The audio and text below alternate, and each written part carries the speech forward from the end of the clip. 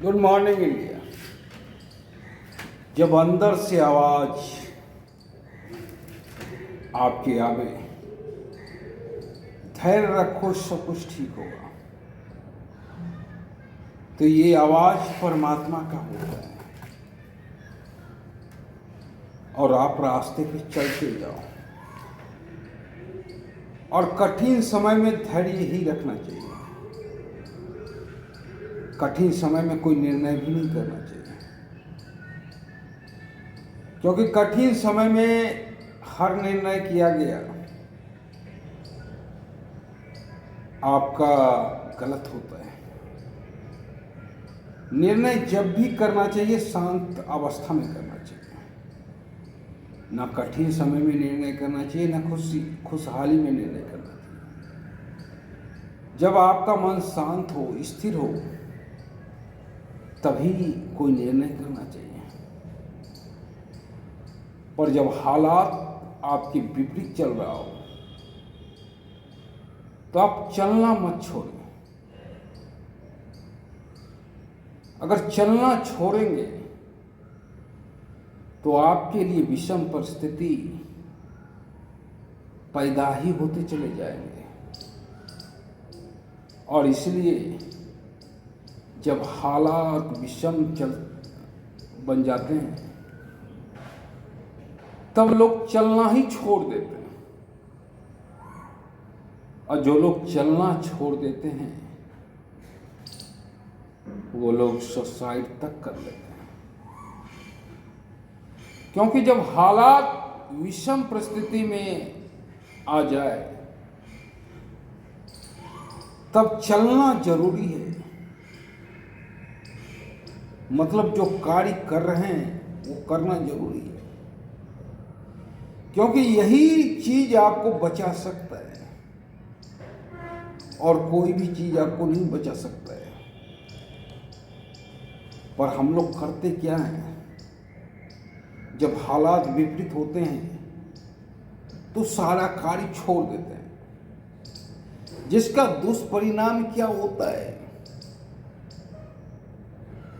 अधिकतर बच्चे सुसाइड तक कर लेते हैं। जब किसी सब्जेक्ट में बहुत कम नंबर लाते हैं तो बच्चे सुसाइड कर लेते हैं, जबकि बच्चे को ऐसा नहीं करना चाहिए, पर कर लेते हैं। बच्चे को और अच्छी तरह से तैयारी करना चाहिए, पर नहीं करते हैं। बच्चे जीवन को खत्म करना उचित समझते हैं। अरे पागल, मौत तो महबूबा है, एक दिन आएगा ही, उसके लिए टेंशन क्यों लेना। जिस दिन आएगा उस दिन बड़ा से बड़ा हॉस्पिटल आपको नहीं रोक सकेगा। अरबों रुपया खर्च कर दीजिएगा तो भी नहीं रुक पाएगा। जिस दिन बुलावा आएगा वो तो ले ही जाएगा। आदमी को जीने के लिए सीखना चाहिए। अगर खोजना है तो जीने का तरीका खोजो, मरने का तरीका मत खोजो। और जब हालात विपरीत होते हैं तो अधिकतर लोग क्या करते हैं, अपना कार्य ही बंद कर देते हैं और हालात बद से बदतर होते चला जाता है। जब हालात विपरीत हो तो अपने कार्य का स्पीड बढ़ा दें और वही कार्य आपको बचा सकता है। उसी कार्य के थ्रू आपका जीवन बच सकता है, पर ऐसा बहुत कम लोग करते हैं, और जिसके चलते कि अधिकतर लोग सुसाइड तक कर लेते हैं। इसीलिए कहते हैं कि जब हालात विपरीत हो तो धैर्य रखो, पर चलना मत छोड़ो।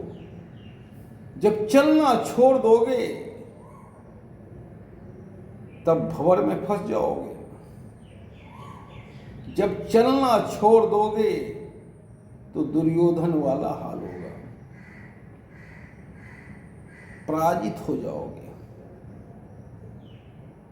इसीलिए विषम परिस्थिति में भी चलते ही रहो।